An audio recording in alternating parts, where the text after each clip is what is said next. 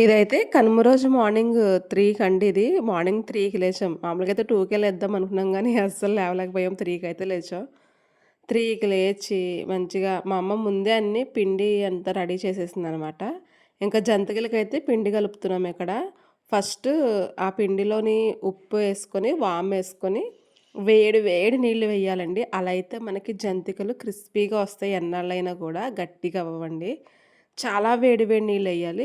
కలిపిన తర్వాత ఇలాగా తడి క్లాత్‌తోని ఒక అరగంట సేపు పక్కన పెట్టాలనమాట. అప్పుడు మంచిగా అవుద్దనమాట పిండి.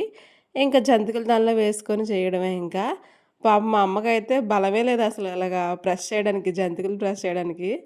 ఇంకంతేనండి ఏదైనా మనకి హెల్త్ ఇష్యూ మన హెల్త్ అనేది మంచిగున్నంత సేపు ఏదైనాని ఒక్కసారి హెల్త్ ఇష్యూ వచ్చిందంటే ఇంక కష్టమే. మళ్ళీ రికవరీ అవ్వాలి అంటే మునుపటిలాగా అవ్వాలంటే ఇంక ఇది అలా అవ్వే పని కాదనుకోని ఇంక నేనే తీసుకొని ఫస్ట్ చట్రం మీద ఏసాను గానీ పని అవ్వట్లేదు.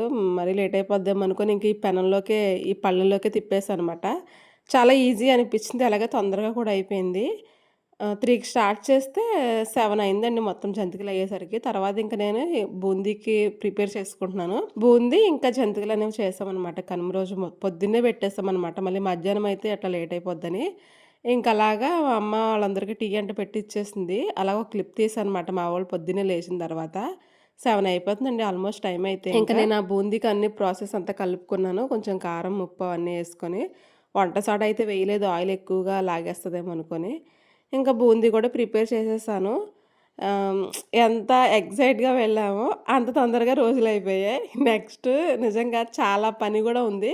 ఈ సంక్రాంతి, సంక్రాంతి అనుకుంటాం గానండి ఏదైనా అబ్బాయిలకే చక్కగా తిని వెళ్ళి బయట అంతా తిరిగి రావడానికి. మనమైతే వండుకోవడం, కడుక్కోవడం, తుడుచుకోవడమే సరిపోతది ఇంక మనకి. మళ్ళీ ఈ స్నాక్స్ ఒకటి ఇవి ప్రిపేర్ చేయాలి అంటే ఇంక ఏదో ఆచారం గదండీ ఇంకా. ఇంటికొచ్చిన ఆడపిల్లకి ఏదో ఒకటి వండి పెట్టాలి అనే ఒక లెక్క ఉంటది గదా! అలా అనమాట. అంటే "నీకిష్టం లేదేంటి అక్క" అని అనుకుంటావా? లేదులేండి మనకి ఇష్టమే ఉంది. ఇష్టం లేకుండా ఎలా ఉంటుంది. తర్వాతయితే మా నాన్న హెల్ప్ చేశారు. ఇంకా ఈ బూందీని ఎలా ప్రిపేర్ చేశారో నెక్స్ట్ వీడియోలో చూపిస్తానండి. అయితే మీరు ఈలోపు మన ఛానెల్‌ని సబ్స్క్రైబ్ చేయండి. వీడియో నచ్చితే గనుక ఒక లైక్ చేయండి. అలాగే జంతికల పిండిలో కూడా కొంచెం కారం గూడా వేసుకోవాలండి. అలాగే కేజీ రేషన్ బియ్యానికి పావు కిలో శనగపప్పు అయితే కరెక్ట్‌గా అవుతుందండి. అది లెక్క అనమాట ఇంకా. ఓకేనా? బాయ్.